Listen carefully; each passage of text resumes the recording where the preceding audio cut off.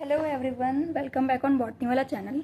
This is Soumya Sharma and I am here with another video of parasitology. Parasitology का हमने part 1 cover किया था जिसमें हमने एनिमल एसोसिएशन को स्टडी किया था। उसमें हमने सिम्बायोसिस और उसके पार्ट्स जैसे कि म्यूचुअलिज्म हो गया, कमेंसलिज्म हो गया और हमारा पैरासिटिज्म को स्टडी किया था। वो सारे कंसेप्ट्स को हमने पढ़ लिया है। In this video, we're going to discuss about parasite and its types. इसको हम डिटेल में देखने वाले हैं। So let's begin the session. अब सबसे पहले ये जो वर्ड है पैरासाइट, ये पैरासाइट जो वर्ड है ये एक लैटिन फॉर्म से आया है ग्रीक वर्ड के, और उस वर्ड को हम बोलते थे पैरासिटोस। पैरासिटोस का मतलब होता है one who Yeats at the table of another. Parasite, जैसे हमने पैरासिटिज्म पहले पिछले लेक्चर में भी डिस्कस किया है, पैरासाइट होता है और एक होस्ट होता है। इन दोनों के बीच में एक एसोसिएशन होता है। तो इस केस में पैरासाइट जो होता है वो या तो अपने होस्ट के बॉडी के सरफेस पे रहेगा या उसकी बॉडी के अंदर रहेगा और उससे अपना न्यूट्रिशन वगैरह जो भी ये शेल्टर उसको चाहिए वो उससे लेता रहेगा, रिसीव करता रहेगा। पैरासाइट जनरल केस में हम देखते हैं अपने होस्ट को ज़्यादा हार्म नहीं करता, क्योंकि उसका जो सर्वाइवल है, उसका मतलब हमारे जो पैरासाइट है उसका सर्वाइवल डिपेंड करता है अपने होस्ट पर। इस वजह से अपने होस्ट को वो किल नहीं करता, वो धीरे धीरे अपना न्यूट्रिशन या जो भी उसकी रिक्वायरमेंट्स हैं वो उससे लेता रहता है। इसी वजह से उसकी रिप्रोडक्टिव कैपेबिलिटीज़ उसके कंपेयर में, अपने होस्ट के कंपेयर में बहुत ज़्यादा होती है। 70% पैरासाइट्स को अगर हम देखें तो वो बहुत माइक्रोस्कोपिक होते हैं, विजिबल नहीं होते नेकेड आई से, जबकि जो वॉर्म पैरासाइट्स हैं उनकी लेंथ अप टू 30 सेंटीमीटर जा सकती है। अब आता है हमारा टाइप्स ऑफ पैरासाइट्स। पैरासाइट्स जो होते हैं उनको हमने क्लासिफाई किया है बेस्ड ऑन उनके साइज, बेस्ड ऑन उनके हैबिटाट की किस हैबिटाट में रह रहे हैं, या फिर उनका रिलेशनशिप कैसा है अपने होस्ट के साथ, और दूसरे कैरेक्टरिस्टिक्स के बेसिस पर। सबसे पहले हमारा बेस्ड ऑन हैबिटाट। हैबिटाट के बेसिस पे हमारे जो पैरासाइट्स हैं उनको क्लासिफाई किया गया है 3 कैटेगरीज में। वो एंडोपैरासाइट्स हो सकते हैं, वो एक्टो हो सकते हैं और मीजो हो सकते हैं। एंडोपैरासाइट का मतलब ये है कि वो अपने होस्ट की बॉडी के अंदर रहेगा। जनरली इसका जो ट्रांसमिशन होता है वो फीकल ओरल रूट के थ्रू होता है, और इनको जनरली एक वेक्टर की ज़रूरत पड़ती है, एक कैरियर की ज़रूरत पड़ती है अपने होस्ट तक पहुंचने के लिए। फॉर एग्जांपल हमारे पास टेप वॉर्म है, फ्लूक्स हैं, प्रोटोजोन्स हैं, एट्सेट्रा। जो भी होस्ट की बॉडी में जा रहा है पैरासाइट, वहाँ पर जाकर अपना रिप्रोडक्शन कर रहा है, वहाँ पर होस्ट को हार्म कर रहा है वो सारे पैरासाइट्स हमारे एंडोपैरासाइट्स में आ जाते हैं।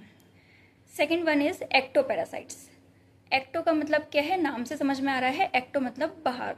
तो अपने होस्ट के आउटर सरफेस पे जो पैरासाइट रहेगा उसको हम बोलेंगे एक्टोपैरासाइट। एग्जाम्पल्स आ जाएंगे इसमें लाइस, टिक्स और इसके अलावा फ्ली वगैरह भी होते हैं, ये सारे एक्टोपैरासाइट्स में आते हैं। Third one is mesoparasite. Meso का मतलब क्या है, ये अपने होस्ट के ना तो पूरी तरह बाहर सरफेस मतलब आउटर सरफेस पर रहेंगे, ना ही पूरी तरह उसके अंदर रहेंगे, बॉडी के अंदर रहेंगे। ये कहीं ना कहीं एक्सटर्नल ओपनिंग्स में रहेंगे, एक्सटर्नल ओपनिंग्स में अटैक करेंगे, जैसे टंग वर्म हो गया और पैरासिटिक कोपेपॉड्स हो गया।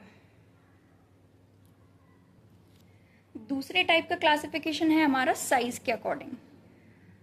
अब साइज जैसे हमने पहले भी डिस्कस किया है कि माइक्रोस्कोपिक भी हो सकता है, जैसे प्रोटोजोन पैरासाइट हुआ, और वॉर्म वाले भी हो सकते हैं जिनको हम नेकेड आई से आराम से देख सकते हैं, उनकी लेंथ भी काफ़ी ज़्यादा होती है। तो यहाँ पर हमारे 2 तरह के हैं, मैक्रो एंड माइक्रो।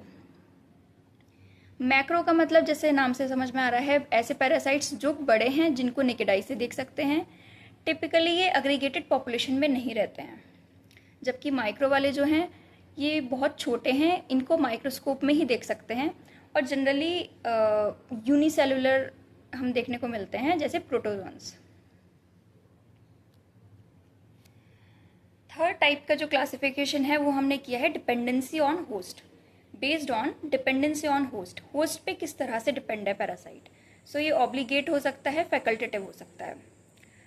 ऑब्लिगेट का मतलब ये है कि पैरासाइट एंटायरली डिपेंड है upon a host for its survival. अपने होस्ट के बिना इसका सर्वाइवल इम्पॉसिबल है एक तरह से। फॉर एग्जाम्पल प्लाज्मोडियम, प्लाज्मोडियम की लाइफ साइकिल पूरी नहीं हो सकती अगर उसके पास उसका होस्ट नहीं होगा तो। Second one is facultative. Facultative का मतलब ये है कि अपने होस्ट के साथ तो रहेगा ही रहेगा, लेकिन फ्री फॉर्म में भी ये रह सकता है। ऐसा नहीं है कि ये सर्वाइव नहीं करेगा फ्री फॉर्म में, इंडिपेंडेंटली वो रह सकता है, एग्जिस्ट कर सकता है। For example strongyloides species.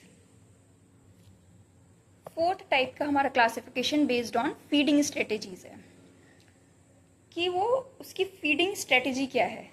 क्या वो लिविंग सेल्स पे अटैक कर रहा है, लिविंग सेल्स को कंज्यूम कर रहा है, या वो डेड रिमेन्स को कर रहा है। तो नेक्रोट्रॉफिक वो वाले पैरासाइट्स होते हैं। पहली चीज़ तो इनको पैरासिटॉइड्स बोलते हैं, क्योंकि ये लिविंग सेल्स पे अटैक नहीं करते।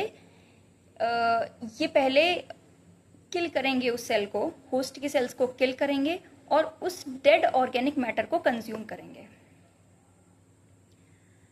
नेक्स्ट है बायोट्रॉफिक। बायोट्रॉफिक का मतलब ये है do not serve enough damage to kill the host. ये किल नहीं करेंगे सेल्स को, ये अपना न्यूट्रिशन जो है अपने होस्ट से लेते रहेंगे। उसके सेल्स को इस तरह से किल नहीं करेंगे, सेल्स से बस न्यूट्रिशन अपना लेते रहेंगे, अपने होस्ट को अलाइव रखेंगे, क्योंकि उनके सर्वाइवल के लिए उनका होस्ट का सर्वाइव करना ज़रूरी है। तो नेक्रोट्रॉफिक वो हो गया जिसने पहले सेल को किल किया और उसके बाद डेड ऑर्गेनिक मैटर को कंज्यूम किया। बायोट्रॉफिक वो हो गए जिसने डायरेक्टली लिविंग सेल्स से अपना न्यूट्रिशन कंज्यूम किया without killing it. So that's all about parasites and its classification. In the next video we're going to discuss about parasitic adaptation. इस क्लास के नोट्स आपको लिंक मिल जाएगा इस क्लास के notes का, और उसके अलावा अगर आपके कोई डाउट्स हैं तो आप कमेंट सेक्शन में बता सकते हैं। एंड इसके अलावा ये भी बता सकते हैं आप कमेंट सेक्शन में कि और कौन से टॉपिक पे आप सीरीज़ चाह रहे हैं। एंड तब तक के लिए स्टे ट्यून्ड विद बॉटनी वाला, and thank you so much.